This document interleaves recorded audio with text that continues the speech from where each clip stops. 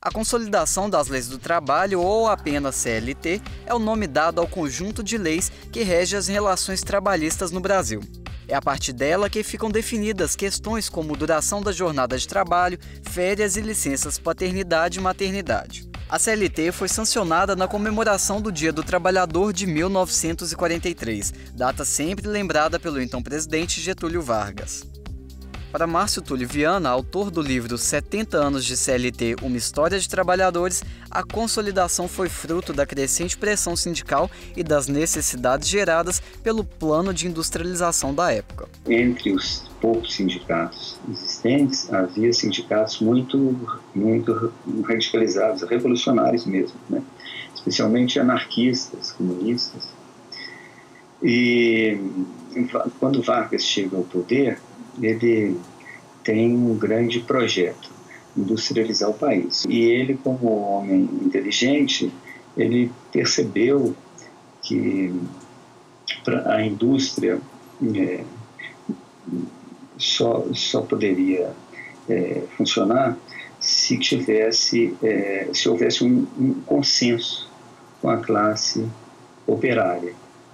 Então, ele percebeu que o próprio sindicato, a existência de sindicato era importante para haver um personagem com quem negociar. Anos antes da criação da CLT, as relações de trabalho já faziam parte da pauta política. As primeiras normas de proteção ao trabalhador surgiram a partir da última década do século XIX. Em 1918, foi criado o Departamento Nacional do Trabalho. Já o Ministério do Trabalho foi criado em 1930 com a subida ao poder de Getúlio Vargas. Quando foi elaborada, o número de artigos na consolidação não chegava a 100. Atualmente, eles já passam de 500. Para este doutor em Relações do Trabalho, existem aspectos que podem ser descartados.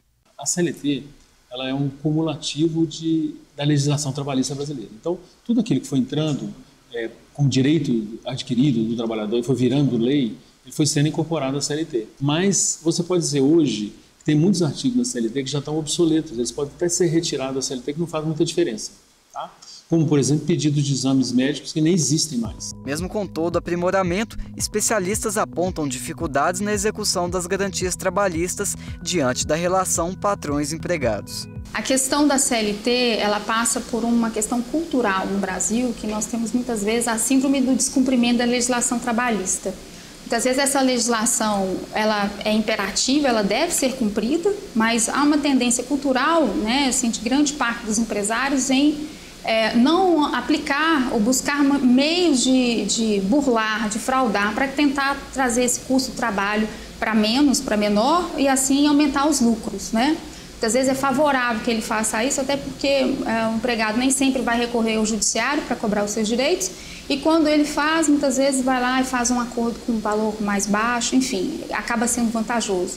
Thaís ainda ressalta que a legislação brasileira é eficiente e moderna se comparada com a de outros países, mas ainda são necessárias mudanças para que as leis sejam adequadas às novas realidades de cada cidadão. Hoje nós temos as questões do teletrabalho, temos questões aí para serem observadas, inclusive até do ponto de vista de identidade, né? As questões aí hoje, como que fica a questão do trabalho, por exemplo, dos transexuais, né? Como fica essa questão agora, por exemplo, que teve um novo marco da primeira infância. Então, tudo isso, eu acho que o direito do trabalho, ele busca e deve caminhar no sentido de se modernizar, mas a gente não pode deixar que haja uma flexibilização e que a gente deixe essa legislação aí na mão dos empregadores negociar diretamente com seus empregados, ainda que com a via sindical, porque hoje nós temos um sindicato muito enfraquecido e que a gente pode, de repente, acabar tendo aí conquistas históricas retrocedendo.